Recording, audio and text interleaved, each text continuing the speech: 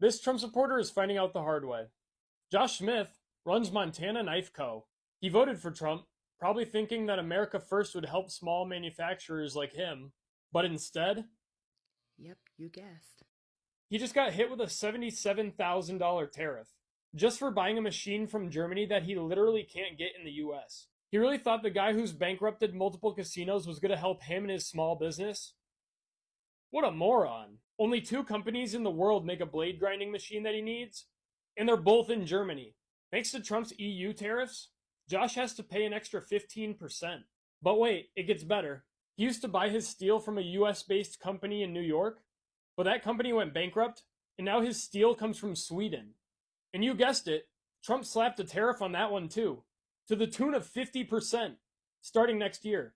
Dang, Josh, you just can't stop winning. And to be honest, I thought this whole thing was about buying American first. Why aren't you just manufacturing the machine you need, Josh? Sounds pretty easy based off how Trump puts it. If Trump loved small businesses so much, then why is he putting in so many policies that make it harder to stay afloat? You know, you guys make it super hard to feel bad for you when you were specifically told by Trump what he was going to do, and then you turn around and you still vote against your own interest and everybody else's. I know how to put myself into somebody else's shoes, but when you go and do what you did and you brought this upon yourself is why it makes it hard for me to feel bad.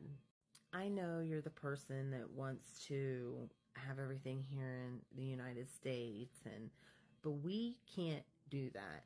We don't have minerals. We don't have certain materials. That's why we have to be able to work with other countries to be able to work together and get those materials or those minerals or those whatever have you, right?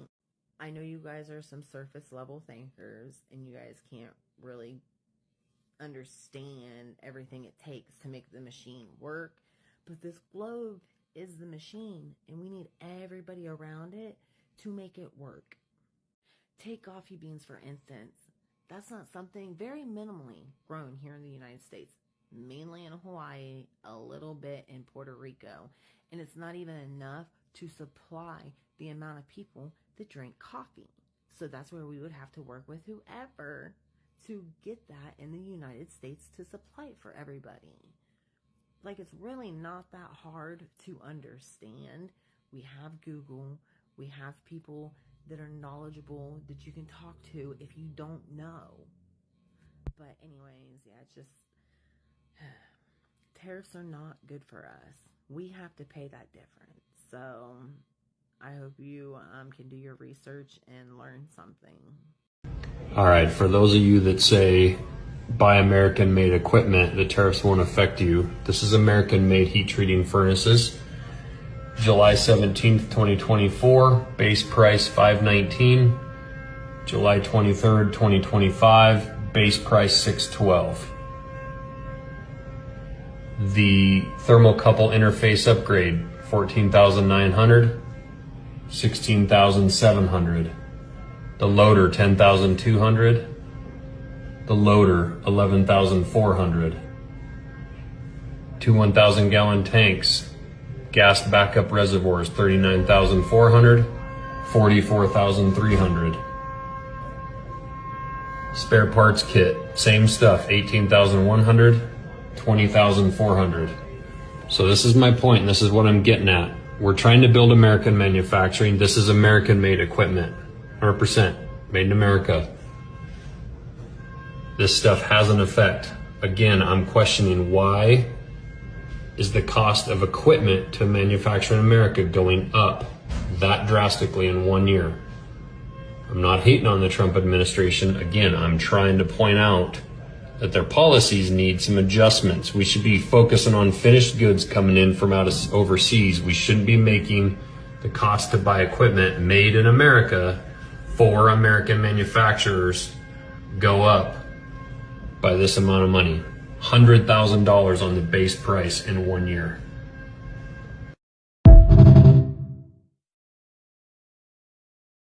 Tariffs aren't just headlines, they're coming for your wallet.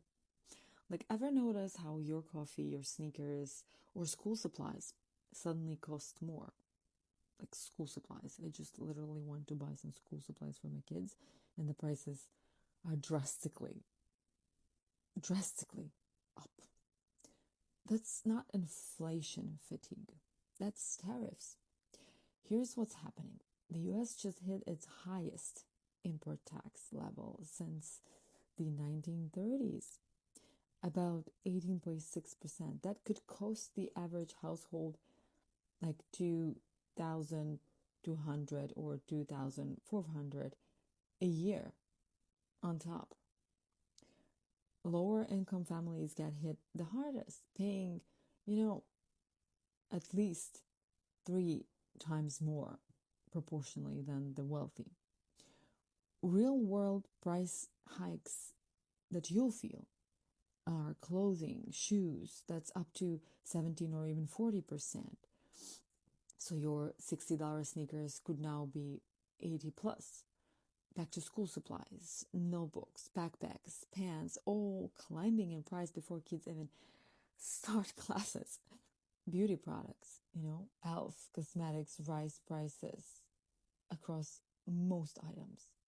75% of their products are made in China. Cars, import tariffs could add up to 12% to sticker prices, as much as 6,000 more on certain models. Even if prices don't jump overnight, they will creep up as stores restock, and you'll pay more for the same thing you bought last year. Question: if tariffs were sold to you as helping America, but you're paying hundreds more a month for the same stuff, who's really winning? Here we go. Once again, Donald Trump is using the National Guard as a policing force. If you haven't seen, because this is just kind of breaking, Donald Trump is announcing that he is federalizing the Washington, D.C. police force, and he's going to be deploying National Guard to do policing action in Washington, D.C. Months ago, when he was doing this in California, so many MAGA people were saying, oh, it's to protect ICE officers, it's to protect federal buildings. None of that is happening right now. What Donald Trump is doing is he's trying to create a pretext about this crime wave in D.C. that isn't true. There's no data to back it up and isn't happening, as a pretext to federalize the Washington, D.C. police force and deploy National Guard to act as a policing force in Washington, D.C. MAGA's going to say this is right. This is not right. There's nothing right about this. This is using the National Guard as a policing force in the United States, which is not something that is allowed under current law. But because Trump has been doing it so long, he's just going to do it now, and MAGA's going to defend it and use California as a pretext and as example of why he's allowed to do it. But it was illegal then, and it's illegal for him to do it now. He's using the National Guard as a policing force. He is using the military as a policing force, which is not something that is legal in this country, and yet he's still doing it. This is what I meant when I said months ago that California is not where it's not the end of it, it's the beginning. So many MAGA people were saying that this was just one thing that he was doing, and he's actively doing it more. This is what happens with the MAGA movement. Trump just pushes things further and further and further, and they use what he's done previously to justify what he's doing now. If you are not worried about the military being used as a policing force, you need to pay attention to what is going on. You need to see what he's doing. Donald Trump is actively using the National Guard however he wants to, even when it is illegal, when it is unconstitutional, and against the wishes of the people who run the places he's going in to police. This is how it starts. Turning the military into a policing force is how it starts, and is one of the biggest steps toward authoritarianism, and is something that needs to be talked about. People need to be aware of it, and it needs to be fought back against. This is dangerous for him to do. Y'all need to pay attention to this. I just saw a video of Howard Lutnick celebrating the record-breaking tariffs and saying that the U.S. is bringing in a record $50 billion a month in tariff revenue, and celebrating that. How they have conned a certain group of people to believe that tariffs are paid by other countries and they are celebrating it is insane.